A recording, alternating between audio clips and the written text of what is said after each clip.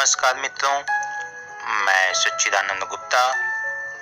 आप हमारे चैनल पर नए हैं तो आप हमारे चैनल को लाइक, सब्सक्राइब और ज़्यादा से ज़्यादा शेयर करें। शुभ प्रभात प्यारे बच्चों।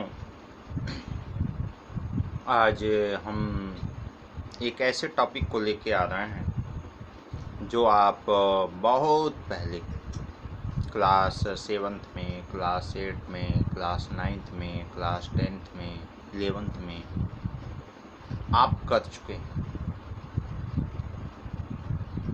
सबसे ज़रूरी बात यह है कि आपके पेपर में अलग अलग तरीके से अपठित गद्यांश और अपठित पद्यांश के रूप में प्रश्न किए जाते हैं। आज हम इस वीडियो के माध्यम से आपको अपठित बोध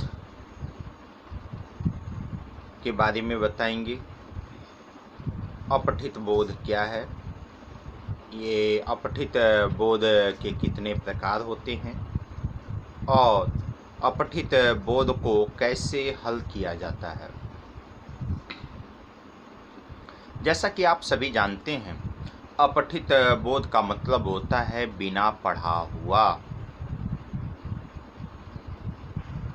बिना पढ़ाया हुआ या बिना पढ़ा हुआ, या अपठित बोध का मतलब होता है जिसका आपको पहले से ज्ञान नहीं है। सबसे बड़ी बात यह है कि अपठित बोध है क्या। तो अपठित बोध से अभिप्राय यह है कि जो पहले पढ़ाया ही न गया हो या पढ़ा ही न गया हो, या दूसरे शब्दों में कह लें, जिन अभिव्यक्तियों का पहले से अध्ययन, मनन, चिंतन नहीं किया गया हो, उसे अपठित कहते हैं। एक बार फिर परिभाषा पे ध्यान दीजिए। जिन अभिव्यक्तियों को या जिन अभिव्यक्तियों का पहले से अध्ययन, मनन, चिंतन नहीं किया गया हो, उसे हम अपठित कहते हैं। अपठित अवतरण हेतु भाषा की समझ का होना अति आवश्यक है। भाषा के बारे में समझ होना, उसकी अभिव्यक्ति की क्षमता होना, दोनों का बहुत ज़्यादा आवश्यकता है, उसकी अनिवार्यता है, और उसके माध्यम से हम इस अपठित बोध को समझ सकते हैं, कर सकते हैं। अपठित बोध दो प्रकार के होते हैं। पहला होता है अपठित काव्यांश, जिसको अपठित काव्य कहते हैं या काव्यांश कह लीजिए या अपठित काव्य कह लीजिए। और दूसरा होता है अपठित गद्यांश या अपठित गद्य। दो प्रकार का, पहला अपठित काव्यांश, दूसरा है अपठित गद्यांश। अब बात आती है कि अपठित अवतरण के प्रश्नों को हल करने हेतु तो हमें कुछ बातों को ध्यान में रखना चाहिए और उसे हल करने के लिए कुछ निम्नलिखित गुणों की आवश्यकता होती है। पहला चीज, अपठित गद्यांश को हल करने के लिए सबसे जरूरी होता है एकाग्रता। एकाग्रता के माध्यम से हम अपठित गद्यांश को हल कर सकते हैं। ये अपठित गद्यांश सिर्फ केवल आपके class 9th, 10th, 11th, 12th के क्लास में ही केवल या पाठ्यक्रम में ही केवल समाहित नहीं है, बल्कि जितने भी एग्ज़ाम होते हैं, चाहे वह किसी भी स्तर का एग्ज़ाम हो, चाहे लेखपाल का हो, चाहे बैंक का हो, चाहे यूपी टीईटी हो, चाहे अदर स्टेट टीईटी हो, सीटेट हो, इसके साथ साथ जितने भी तरह के विभिन्न प्रकार के जो कंपटीशन होते हैं, उनमें भी अपठित गद्यांश के प्रश्न दिए जाते हैं, पूछे जाते हैं। तो इसे हल्के में न लें, इस पे पर्याप्त मात्रा में अपने ज्ञान को बढ़ाने की कोशिश करें, उसे अधिक से अधिक सॉल्व करके प्रैक्टिस बनाने की कोशिश करें, ताकि कम समय में आप अधिक से अधिक प्रश्नों को हल कर सकें, उसके अर्थों को जान सकें और उसकी व्याख्या आप कर सकें और उसके जवाब को आप दे सकें। इसके लिए ज़रूरी है एकाग्रता। जब आपको कोई गद्यांश हो या पद्यांश हो, जब आपको दिया जाए तो आप बड़ी एकाग्रता के साथ उसे पहले पढ़ें। दूसरा, आपको व्यवहारिक भाषा का ज्ञान होना अति आवश्यक है। व्यवहारिक भाषा का ज्ञान का मतलब क्या होता है कि उस भाषा का जो व्यवहारिक तत्व है, जो उद्देश्य निकल के आ रहा है, जो लक्ष्य हमको देना है या जिस लक्ष्य तक पहुंचना है, इन सभी बातों को हमें व्यवहारिक भाषा के तौर पे, एक व्यवहारिक भाषा के ज्ञान के तौर पे उपयोग किया जाना अति आवश्यक है। जो इसका तीसरा भाग है वह है विवेचन क्षमता। आपको एक्सप्लेन करने की क्षमता आनी चाहिए, अपनी बात को बेहतर ढंग से लिखने आना चाहिए, आप पूछे गए प्रश्नों का सही और सटीक जवाब दें, कम शब्दों में दें, व्यवहारिक दें और एकदम ठोस जवाब दें। ये उसकी सबसे बड़ी विशेषता है कि उसकी विवेचन क्षमता आपके अंदर होनी चाहिए, विवेचना करने आना चाहिए। और चौथा जो सबसे महत्वपूर्ण है, अभिव्यक्ति कौशल। आप अपनी बात को किस तरह से अभिव्यक्त कर पाते हैं, किस तरह से आप उन शब्दों को एक माले की तरह, माला जो होता है एक धागे में पिरोया जाता है, उसी तरह आप अपने शब्दों को, अपने वाक्यों को किस तरह से पिरोते हैं, यह आपकी अभिव्यक्ति का जो कौशल है उस पे डिपेंड होता है। आप कितना ज्ञान रखते हैं उस क्षेत्र में, आप कितनी जानकारी रखते हैं, आप के अंदर कितनी ज़्यादा मैच्योरिटी है, ये सारी चीज़ें आपको इस अपठित बोध के माध्यम से अभिव्यक्त करना होता है। अब अभी तक मैंने इसके कुछ आवश्यक गुण बताए, 4 गुण बताए कि किसी भी अपठित गद्यांश को किस तरह से सॉल्व किया जा सकता है।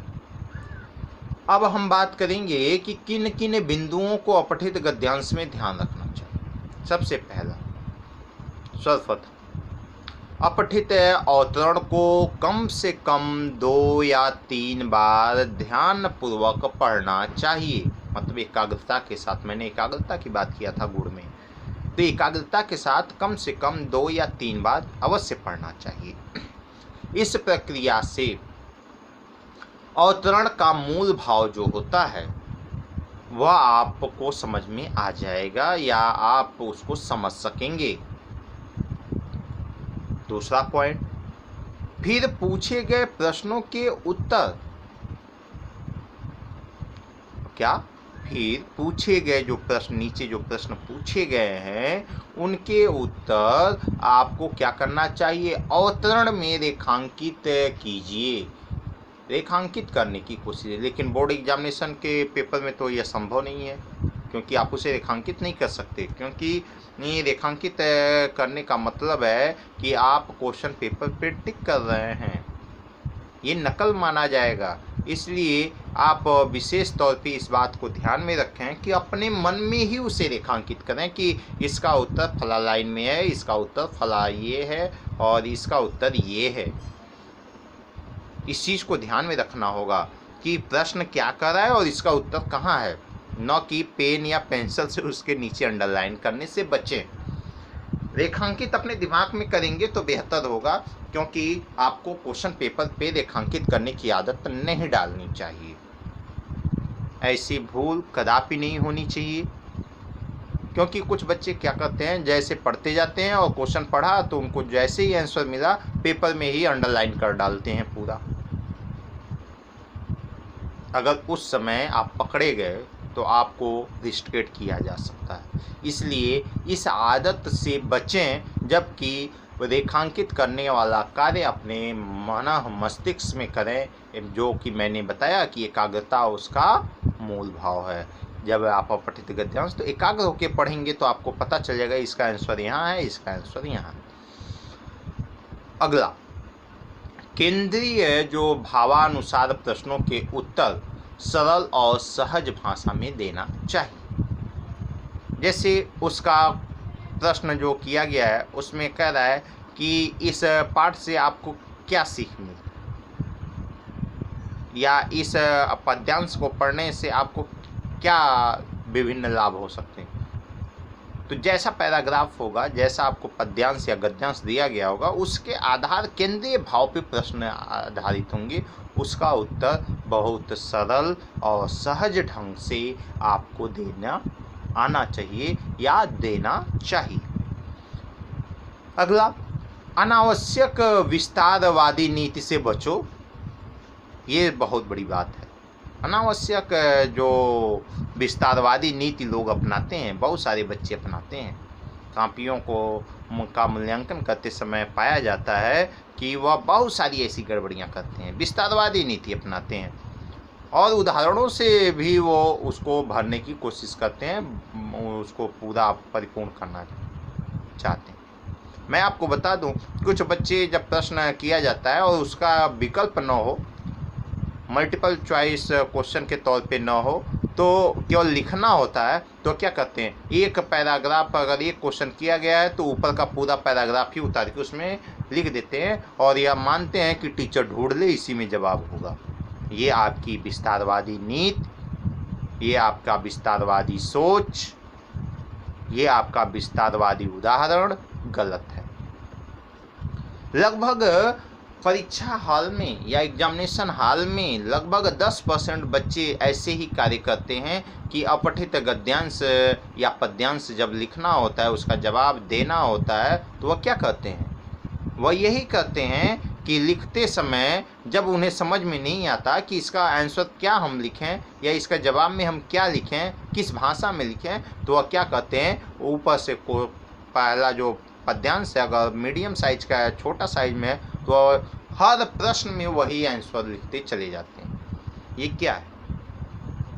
आपसे तो विस्तारवादी नीति तो पूछा नहीं गया, आपसे तो व्याख्या पूछा नहीं गया, आपसे प्रश्न पूछा गया है, आप उसका सरल और सटीक जवाब दें। आप निश्चित रूप से अपने प्रश्नों को विस्तारवादी न बनाएं, उसमें उदाहरणों का प्रयोग न करें, जितना आपसे पूछा जाए बस उतना ही जवाब देने की कोशिश करें।